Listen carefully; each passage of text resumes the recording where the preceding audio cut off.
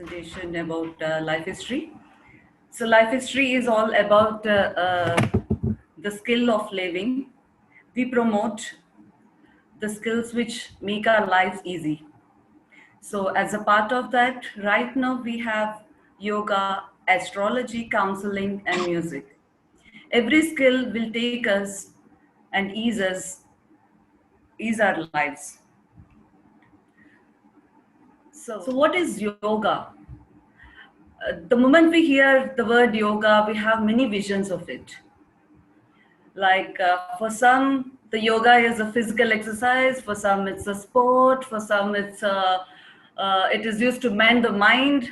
For some, it's simply an asana. For some, it's a spiritual process, and for some, it's a sattvic diet.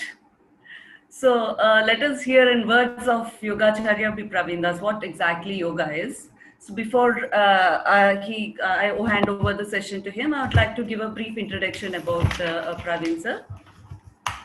Praveen sir, we welcome you to this webinar. And Praveen sir is a yoga graduate. He's a graduate in philosophy from Kerala University. And he has did his Yoga Siromani teacher's training from International Shivananda Yoga, Dhanvantari, Trivandrum. And he has done his advanced teaching from Kaivalyadama Lonavala. He has done his QCI Yoga Level 2 approved by Ministry of Ayush from Government of India. He has experience in teaching yoga and mended many people towards yoga. Like he has taught in the organizations like the Shivananda Yogashram and International Shivananda Yogashram in Trivandrum, and the Laguna Davina Resort, the Shanti Yoga Teachers Training Institute, and many more. And he also performed many workshops on yoga and given a light. I would say these workshops have changed many people's views on yoga. So he has run the workshop at Naval Officers Institute in Kochi, and he has done workshops for many other government officials, and also for a Gujarati school in Calicut, and for a Navy Children's School in Karanja, and for the teachers, staff, and many more to say. He's a very well experienced, and he's a very good writer as well. So he has a Facebook page, Thoughts Apart. So if you can go and read his views, they're beautiful writings by him. So but the last 10 minutes of this session would be open to the questions. So for our comfort, if you can type your questions, if you have any, regarding the yoga or regarding today's topic, what he was speaking, you can just message them in the chat box, so that we would be reverting them in the end. So, sir, please take over the session and let's start it. Thank you. First of all, welcome all of you to this webinar on yoga. The title is The Message of Yoga. So when we say the message of yoga, I'm trying to put everything into 30 minutes of a very long topic. I think I'll be able to get to you. And what about yoga? Nowadays, yoga is spreading a lot. It's getting very popular. And whether yoga is a form of physical exercise, or is it about physical postures, or it's sort of metaphysical philosophy, or is it, some call it yoga psychology, the science of yoga, the art of yoga? What exactly is it? Is it something very practical, or simply a sort of mental gymnastics when it comes to philosophical part, or when you come to the asana, what is it really a physical exercise? We look into that.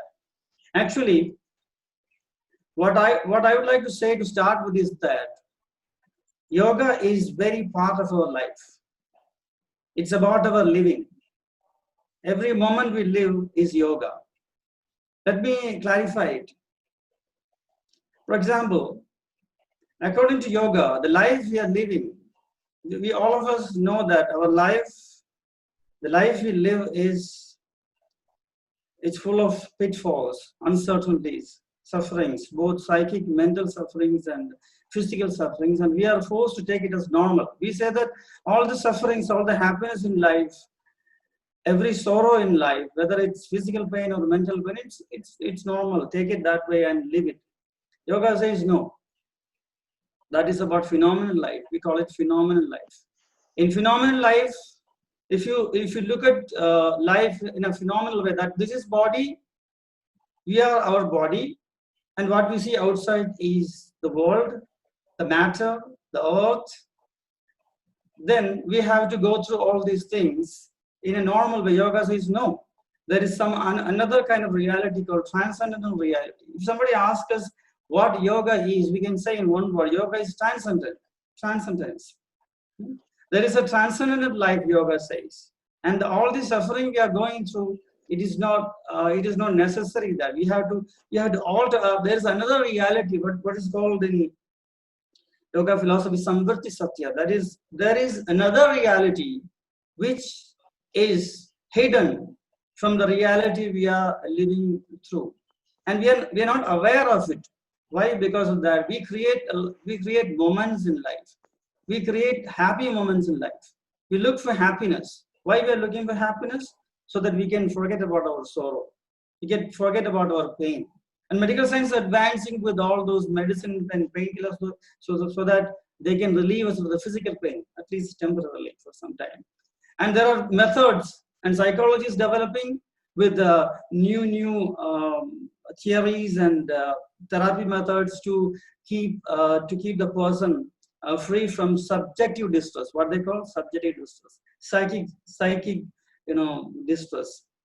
Is it giving? Yes, it is giving us some relief, but actually the absolute joy. Yoga believes in absolute joy, which is called chitta prasadanam, a blissful state of the chitta. And when we say about these philosophical words, there can be skeptical ideas. People say, "Oh, this is high idealism, lofty idealism, which cannot be put into practice." Yes, it is practical if you stop and think for a while and observe. That's why yoga is giving different training, different training methods, that so that can slowly we can, from this phenomenal existence, from this phenomenal self, we can slowly move towards a self called transcendental self. And what is making us, according to yoga, what is making us not to be completely feel peaceful? Yes, we get moments of peace, but it is always because, see, there are personality types. I'm trying to go directly into a vast philosophy quickly. See, as like in psychology, there are type A personality, type B personality, like that. Similarly, yoga has personality types. We call it chitta bhumis, where we stand, where our mind, chitta means consciousness, mind, where we stand. It says 5. Kshipta, Muddha, Vikshipta, Viruddha. 5 stages. It's Sanskrit words. Okay. Kshipta state, it's called as a restless state. You can compare with, in psychology, a type A personality, maybe. That is a rust, because it's restless. I mean, a Kshipta person is always restless. He's highly ambitious, where he's highly organized, and a lot of plans are there. And mind is always working, not aggressive personality. Aggression in a sense, not physical aggression, but to get what he wants in life, what he thinks, it is only that will satisfy. So it's a restless state. Actually, to put in a way, they are the bread and butter of cardiologists and physicians. Actually, it's science, because most of the people with heart trouble, the cardiologists say that. I have read somewhere that it is all this type A personality, which I compare with the Kshipta personality. Yes, they achieve a lot in life, but they are so restless that they are not able to enjoy what they achieve in this phenomenal life. So this is not desirable in yoga. Yoga is trying to change this personality type.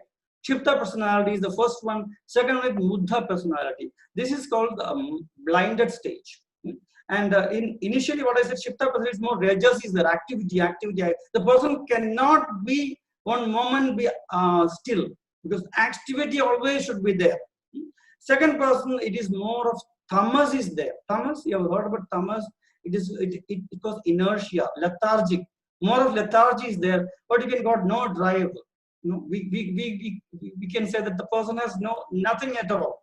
No, no sense of what to be, what has to be done in life. It is also a negative thing, because it is not because of highest wisdom or something. It's because of simply he is dominated by tamas.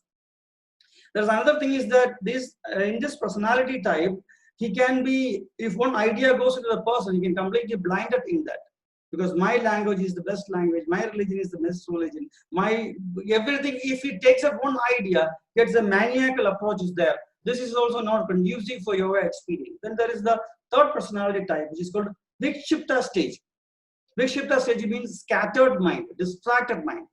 And it is said that most of the people in the world are of this type, third category, Vikshipta, because morning we get up, we had somewhat good sleep, and we feel better, we feel calm. Oh, I feel good, calm. Then suddenly a phone call comes from the office or somebody else, some bad news comes, some irritating news comes, then suddenly stress or unsettled thing. After some day again we go somewhere and go to the office, some positive thing makes us happy. Again we go back to sort of calm mind. Then we go to sorrow, something else happened. Then again this is the Vikshipta state, and this is considered as, we are made to believe that this is the normal state. In life, everything will happen. We'll have sorrow, we have happiness. This is life. Just adjust with that. We have to adjust with that, and we are not able to adjust with that. It is said that we are sort of weak mind, because we are not able to adjust with this life's normal, so-called normal activities. And yoga says no. There is another state of mind beyond these three stages. This is not normal mind. We can be at peace, prolonged sense of peace of mind. And that is called, in yoga, it is known as chitta prasadam, or clarification of the mind, or blissful state. It is not a happy state, it's blissful state. And the speciality and the difference is that in this bliss there's no condition. We see a good movie, we feel elated. We meet somebody and we start a friendship or relation, we feel, because there's a condition is there. There is no condition. Atmavasya Jyotir Bhava, the self becomes its own light. The person becomes happy because he is having a taste of the self. Why should, for that, yoga says ways and means. You practice this, you will feel this. And it says the fourth personality says that Yogacharya personality. Okay. In Yogacharya personality, the person is able to concentrate in one point. That means he is able to be in the present, whatever happens around him. Also, it is also called, there's a concept called Jivan Mukta state. That is, whatever happens around, he is not overjoyed with something good happens to him. Yes, he feels happy, but he is not overjoyed or moved. Something wrong happens in life which puts him into depression. Also, he doesn't go to depression. A tranquil state of mind. According to yoga, this tranquil state of mind is a desirable state of mind. For that, we have to accept a lot of other kind of realities. I think I have time to come to that. And the thing is, first from yoga state, to be in a yoga state, through the practice of asanas and pranayamas and mudras and dandas, we have to reach this Yogacharya state. That is progress. And another fifth state, that is a yogic state, which is not achievable for everybody. It is for the selected few. It is called Niruddha state. That means completely restricted. The person has reached that, what you called that. It's a cliche, but I like to use enlightenment. I don't use it. It's a completely absorbed state, that the person is not at all moved or disturbed by any events happening in life. Why he is not moved? It is not a train set. I'm not going to move by I am strong. I'm strong because I'm not going to move. It is not, because it comes out of a deep understanding about the true nature of life. What is true nature of life? I'm saying only the yogic point of view. There are The critics are there from different philosophical point of view or scientific standpoint. It is different views of life. From the yogic point of view, yogi comes to this state of ekagrata state or niruddha state because he realizes certain things. First of all, what makes us feel in distress? Not just psychic disease, even the physical ill. We as well, because the message I'm telling right now, the message of yoga is that we have to life. The purpose of life is to free ourselves from the clutches of matter. Only if we realize this is the true freedom. Why this? How we are freeing ourselves from the clutches of matter? Because we are nothing but matter became conscious. We are stardust. We were elements. We came from the elements which were inorganic, which became conscious. How it became conscious? Yoga says it became conscious because of something called Purusha, which is pure consciousness. This pure consciousness made this this matter which is not conscious alive. It started, there are movements in it. Or there are another view is that the matter became conscious by itself. It's called Bhuta Chaitanyavada. Because even see modern day people, the rationalist people, or even scientific research say that no, there is nothing called spirit. The matter itself became conscious. It is called how it happened. It just happened. Yoga says no. There is two entities called Purusha, which is pure consciousness. Then there is primordial matter. It's called Pradhana. The union of these two principles is a result of us being as humans, not just us. Everything what we see in this world are alive and moving, which is prana. And only the purpose in life is that we have to free ourselves from the clutches of matter. It is not about going away from the life or escaping from life. It is being in the life with this true realization that we can function better. We can be what you call sort of type B personality. Okay, it is at least that level. That is a relaxed person, in control person. He enjoys his job, and results yes affect him, but it doesn't devastate him. He comes out with very, very quickly, and he can move on with a relaxed mind. Okay, this is the for that what should be there. You must have heard the word avidya. It simply said ignorance. It's not simply ignorant. It is mal perception. What is mal perception here?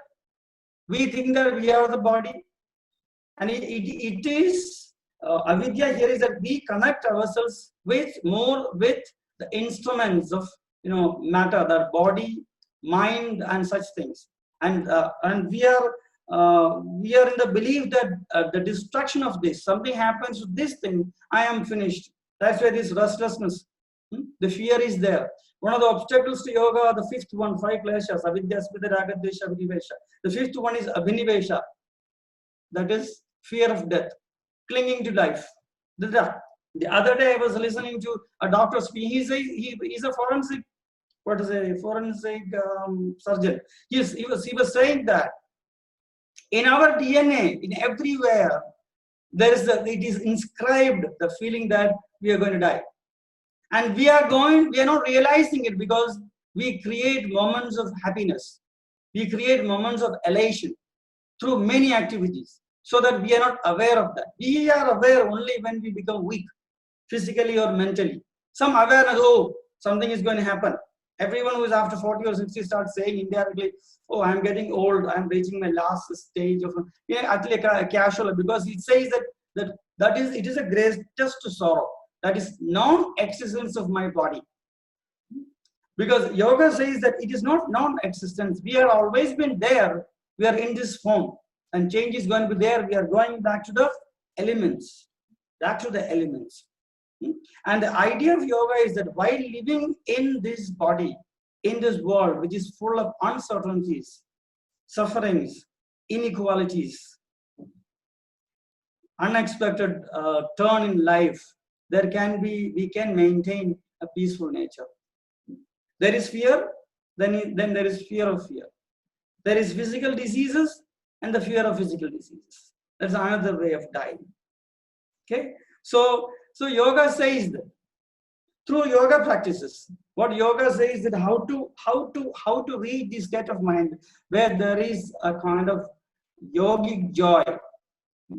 He says there are different ways are there. No, yama niyama, asana, pranayama.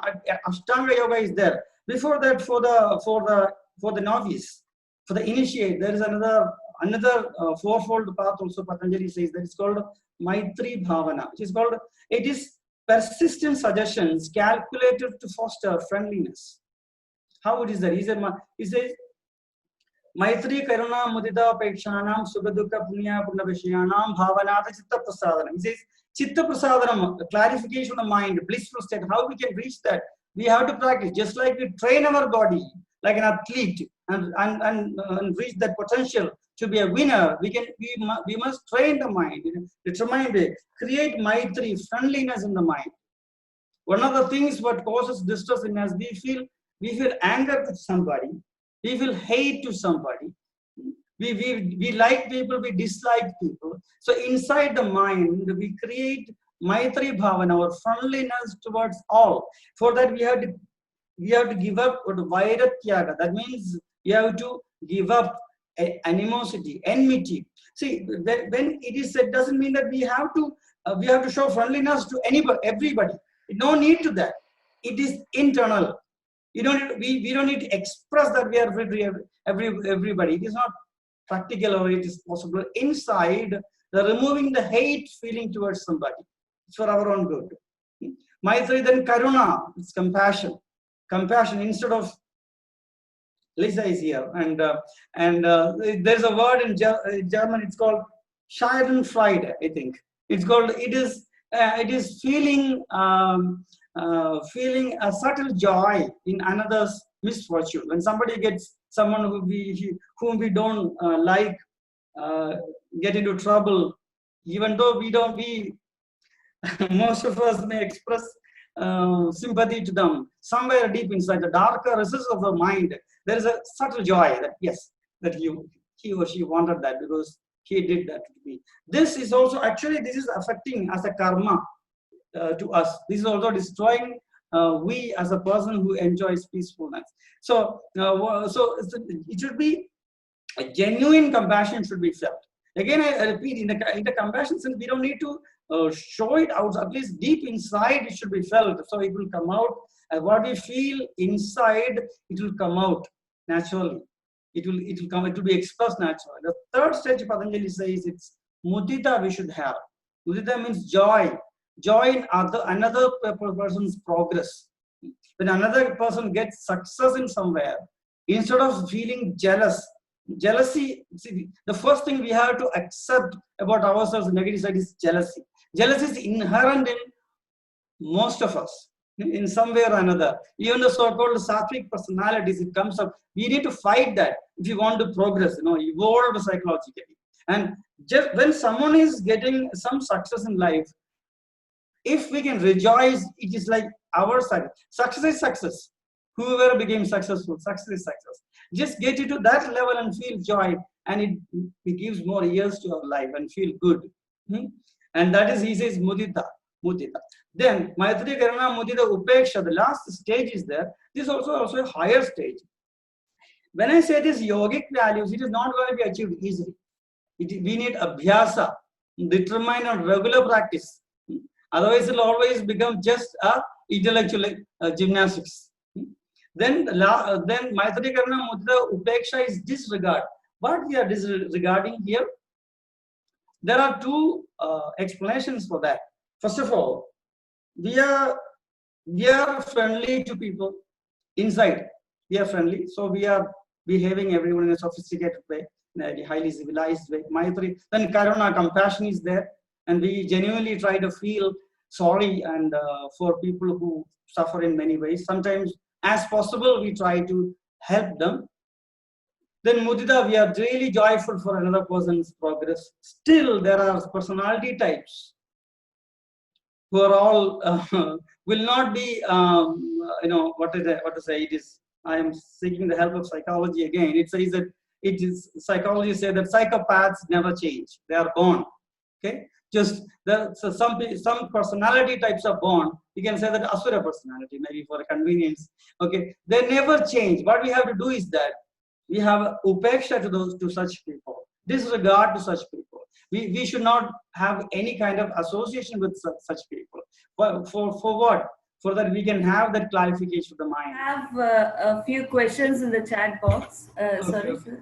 Uh, Yes, sir. okay. So if Sunita is asking, how feasible or effective do you think is doing yoga sadhana online with without the guru being face to face?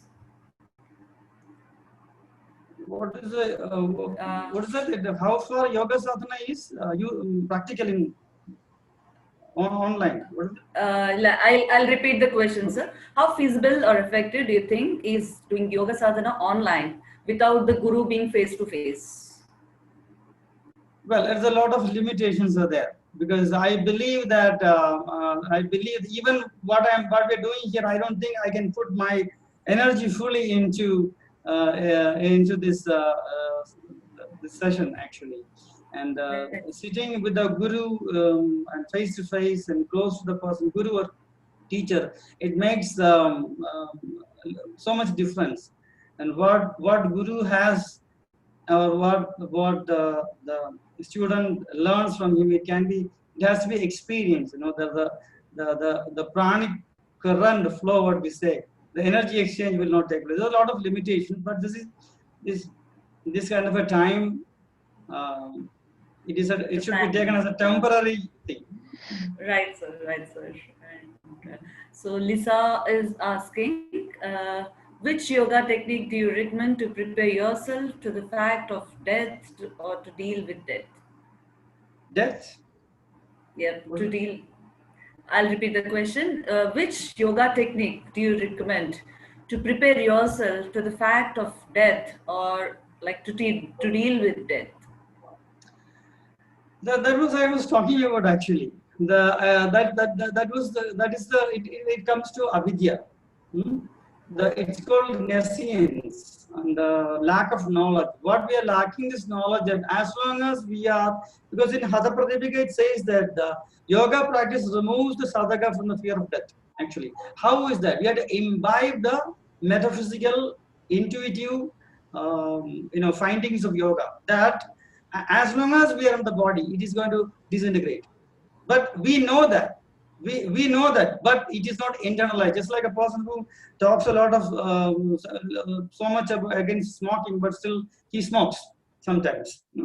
And this is a difference because it is not internalized. The truth is not accepted deep inside. We talk about death. We should not worry, birth, and all, but still it is not internalized. When it approaches, the person starts shaking because that much attachment is there. So only through a regular study, swadhyaya of yogic philosophy, and with the help of a trained guru, this fear of death or disease can be removed. But it's a reality. It is going to happen, and this has to, while we are living, this is not affected. The quality of life is affected with this fear. Uh, psychiatrists or psychologists face so many people like that who is afraid of, because I myself have a student coming and telling that he's under treatment because he's always afraid of getting disease. He's only 18 years old, a teenager. Okay, so these are sort of. So the study of yoga philosophy regularly will remove this fear of death, and that's called swadhyaya. Self-study has to be done, just done regularly. Right, sir. Snehal is asking, how early in life can a child be put into yogic practices like asana and pranayama? Oh, this is a tricky question actually, because nowadays the yoga is widely promoted in schools. Right. Actually, to be frank, I am against yoga, especially yoga and asanas. Children needs asanas and such things more than the philosophy thing. And so in school situation, they might be in the school or taking food, or maybe it's noon time. There's a lot of problems are there. And Right. traditionally, yoga should be practiced in the after 12 years or 16 years. The traditional yoga, the long holding of postures and things. And, Right. So the next question is from Funny. As a yoga practitioner, if we face unfortunate illness like COVID, how do we maintain our state of mind during that illness? this is also part of this realization that as long as we are in the body, hmm, there is a thing, while practicing yoga, the main point they say about health means if you do yoga, you'll not get any disease. Or yes, yoga practice, asana, pranayama will make us healthy and the immune system will improve.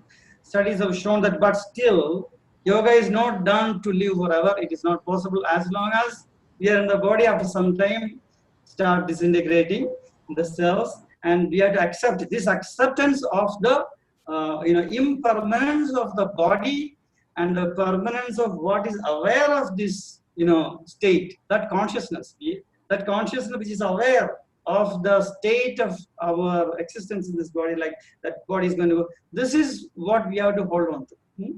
And more of connecting ourselves with our consciousness, the awareness, we can remove this what to say, illnesses are going to come anytime. If not COVID today, something else may crop up tomorrow. We'll be prepared for that. Right, right. So then Sunita again is asking, can asanas alone help in raising one conscious levels?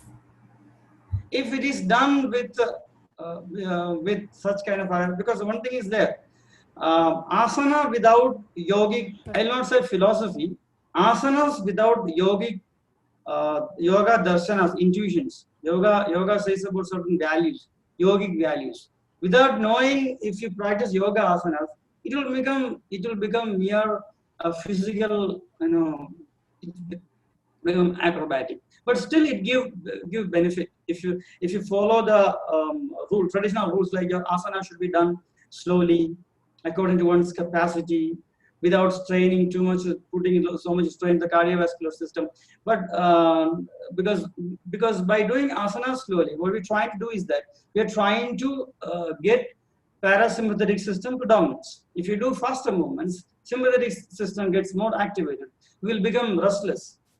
That's the difference between yoga and other exercise form. It has to be done, movements has to be done very slowly, without much strain, and it should be held for some time. Thereby parasympathetic predominance is there.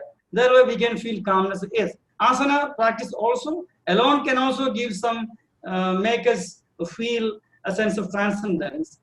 If we do it in a proper way, slowly, in a relaxed way, empty stomach, such rules are followed. Right, sir.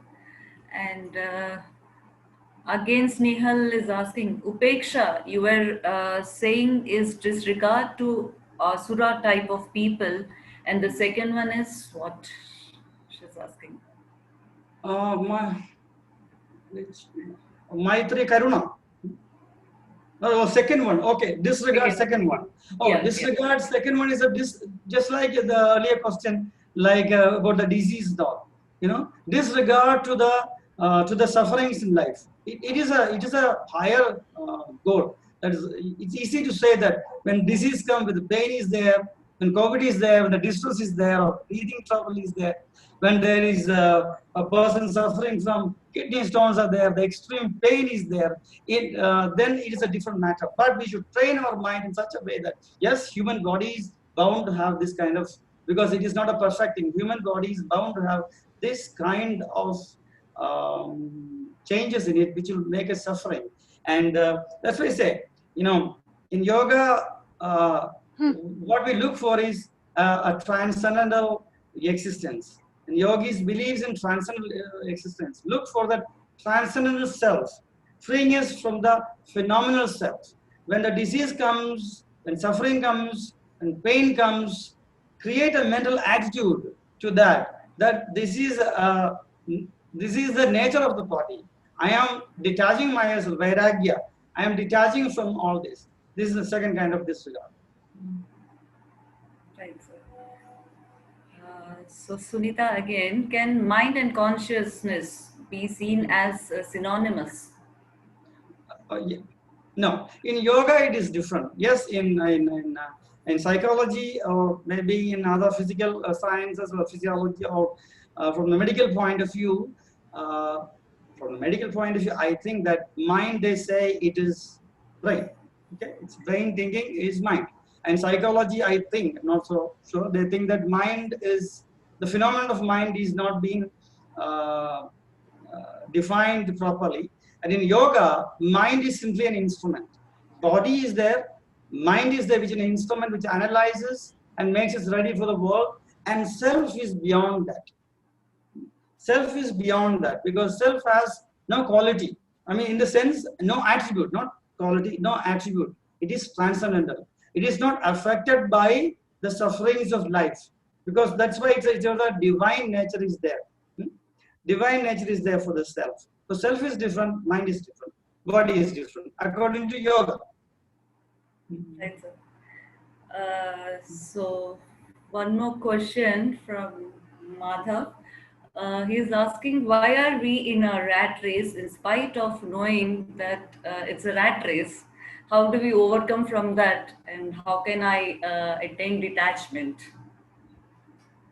Again, Abhyasa Vairagya. It says the two pillars of yoga is Abhyasa and Vairagya. Abhyasa means determined practice. Today we start, tomorrow you stop. Doesn't happen. That's why the Swadhyaya is there. So regularly, one has to learn the yogic values. What yoga says about life. Just to go. We are in rat race because because of avidya. We are connected with the instruments of the body and the survival of the body. Why do we rat race? Because we have to keep the body alive and healthy as long as possible. Why there is a better job? Because we can take care of our body better.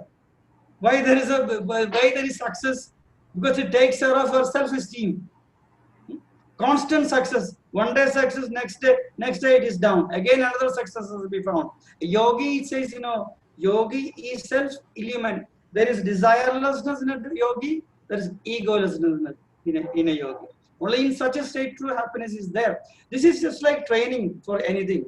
After training 9 months or 10 months of training on become the soldier or a policeman, and he's not the same person because the regular training. Similarly, a yogi has to train himself with that. How he trains, he's doing not just few asanas every day will not help. Regularly, he has to go through the sutras. Every day, you have to read, and it is not about reading and blindly accepting. One has to read, put it into just to compare with one's own reason and find out the truth lying behind those aphorisms. And slowly, mind changes. The mental reality changes. The approach to life changes. The approach to incidents changes. Our reaction to life situations changes. It takes time if we that's why Abhyasa and Vairagya, both together we should start. Continue practicing. Then we will be in the race, but we will not be a rat. Okay? Right, sir. And again, he is asking, detaching body from my mind. It's impossible. What should I do? How do I achieve detachment from body and mind? If we think impossible, it is impossible. So actually, yes, he is right. It's a very difficult thing. It's a very difficult in the body because it says that we are not detaching the mind from the body or anything. We are detaching our attitude to things which is happening to us. It is for every situation in life, whether it is each one's reaction is not the same, attitude is not the same. Okay, there's a Greek philosopher called Epictetus. He says it is not the incidents in life that makes us, that is important, but our reaction to it, how we look into those things. So it is possible to detach, but most of us it is difficult because it needs a lot of practice. Right, sir. So anyone want to ask any other questions? You may directly ask the sir, or you Yes. can type in the chat box as well.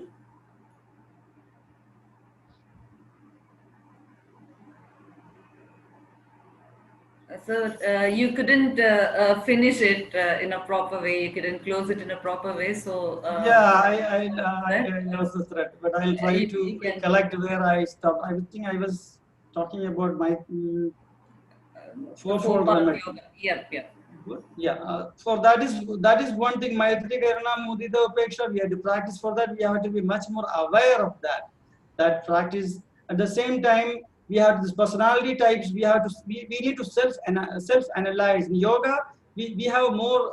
The person has more self respect because he himself is trying to analyze himself and try to make changes in himself. In this, from this, the first three personality types, I have to move into the Ekagrata personality type, and there is more self-awareness is required. And then Patanjali talks about the Ashtanga Yoga part. That is, it's much more deeper. It takes so much time for that. But one should practice with this Maitri Bhavana. Then can move into slowly. And there is, it should be these yogic values has to be learned, and it should be mananam. It should be reflected upon. Is it, because does does it have any importance or practicality in my life? It has to be checked. I talked for half an hour. It is not. I'm telling honestly. It is not about intellectual. What is the intellectual circus?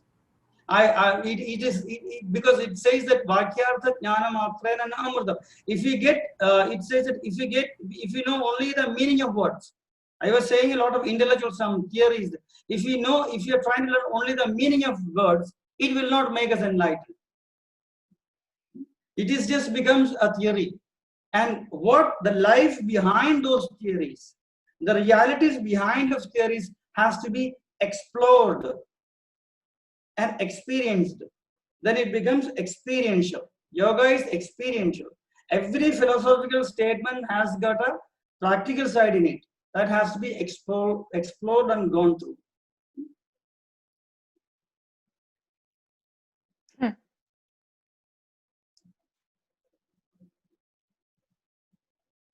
Yes. Hello.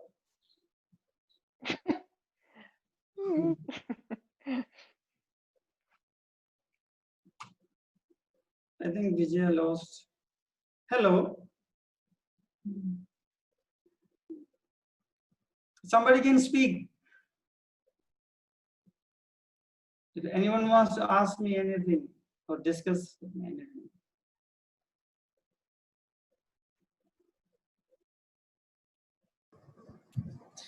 Sir, can you please explain Purusha Prakriti, the concept? Okay, this concept is from Sankhya philosophy and yoga philosophy, and it has taken so much from the Sankhya philosophy. According to Sankhya philosophy, there are two principles, reality principles. One is Purusha, which is pure consciousness. The other one is matter, primordial matter. And these two had always been there. Matter, we know that matter cannot be destroyed or created. And the matter and this consciousness, it had always been there. Nobody created it, and it cannot be destroyed also. Due to it's called through some accidentally, and there's a concept how life came. Everyone says it's accidental, it just happened. And people who skeptics say, and the theists, those who believe in creation and who believe in God, God created. Okay, but according to yoga, these two principles were there, and somehow this pure consciousness and this matter have got close. There's proximity. Because of the proximity of this consciousness and matter, and this matter, which is the lifeless matter, which is unmoving matter, start becoming alive. Because of it is just like putting some energy into something and making it work. Because without a software, a computer is not working. You just take it as a computer, as a matter, and software as you cannot touch the software, but it is there. Okay. Similarly, the Purusha makes the matter start working. It started evolving. That evolution of that matter to Mahat, the intelligence, from the ego, Ahankara, from there is sense organs, then there is motor organs, mind, manas, all this came. So the whole life evolved out of the union between the Purusha and Prakriti. It's a philosophical concept, Sankhya philosophical concept. Actually, according to Sankhya Yoga point of view, it is not union, it is separation which is giving liberation. What separation? The Purusha is gets separated from the matter, no, Prakriti. And the separation of Purusha from Prakriti is liberation. And the person realizes, it's a realization of the person that he is Purusha or pure consciousness. This is liberation according to Sankhya Yoga. Thank you, sir. Okay.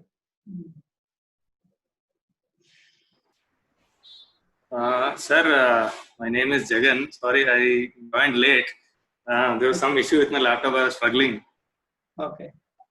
I just wanted to ask you, I am trying to understand the learning philosophy or learning methodology in ancient Indian Vedic system. Okay. Basically, I see there is a lot of new education policies come up recently in India. Okay. And the whole country as a nation, we seem to be struggling to improvise our learning methodology or educational system, because you are aware that our degrees are not able to get us jobs or make people ready for the market. Okay. So now when we see Bhagavad Gita or any ancient Vedic texts, etc., 4 lines of one poem or 4 lines of one stanza of explanation, if you have to translate it into English, it requires pages and pages of explanation. So that was the beauty of written text in ancient Indian philosophy. So Yes. how should we, what is the secret of the learning methodology in those times? And is there anything written in the texts where we can understand? See, actually, Indian philosophical system is not the same, and different systems. We have actually we have sub-darshan, six darsanas, and which accepts authority of Vedas, and we have 3 other systems which are so-called skeptical systems. And actually, each system is not the same. Actually, each system, if you take Sankhya, Yoga, Vedanta, Nyaya, Vaisheshika, all these systems have different philosophical systems. It's not the same. Actually, yoga and learning everything together is an impossible task. Actually, I mean, in depth, we can know about everything. We can know about everything, and methodology. What I suggest is that you take up one or 2 systems which appeals to you, and spend more time on it to learn, because in Sankhya is different, Vedanta concept is different, and Vaisheshika concept is different, Purva Mimamsa concept is different. So you have to take up which one appeals to you more, and which values and which philosophical insights mentioned there is more makes you more interested in it, and you take up, and as I said earlier, a regular practice, determine a regular practice will yield result. Okay, sir. Okay, thank you.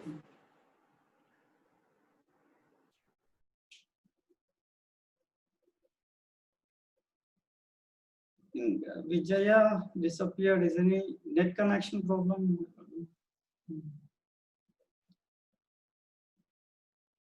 Lisa is silent. Do you want to ask anything?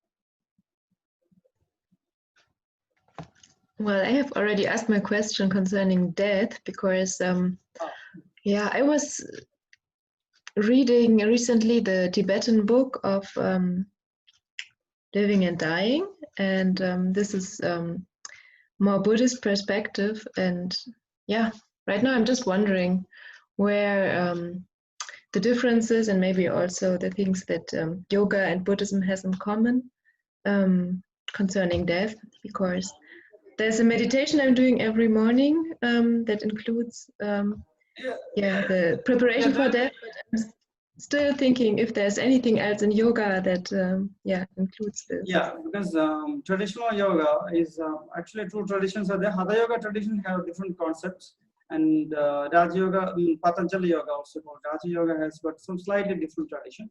But yes, there's a lot of similarity between with Buddhism. Buddha too initially he practiced yoga and traditional yoga as far as I know. Then there is some changes regarding certain point of view about life and living. And basically Buddhism and yoga has the same purpose. That means to, as I said earlier, to have a peaceful state of existence. Okay, and I think I'm not so an expert in Buddhism, but as far as I know, Buddha. I mean, in early Buddhism. That means the Buddhism which Buddha preached. There are a lot of traditions came later, like Mahayana, Hinayana traditions, and so many other traditions came by Pachaga. So what Buddha said is that he said many questions should not be pondered. You know, like what is death? What is living? Is there any God? Is there no God? Is there because all this will disturb the equilibrium of the mind. What is required is that have a equanimous mind, you know, equanimous state of consciousness. This is much more important, you know, and that's exactly what yoga also says. You know, samadhi, the last stage, you know, in Ashtanga yoga, samadhi is something like that. It is something close to nirvana. Nirvana is extinguished. What we extinguish is our chitta vrittis, unnecessary mental modifications. Okay, in samadhi is profound meditative state wherein the yogi is totally absorbed with his self without any conflict. He's not bothered there is birth or death or nothing at all. No, he's just like a lamp giving light to others, remaining there as long as it is there. Okay.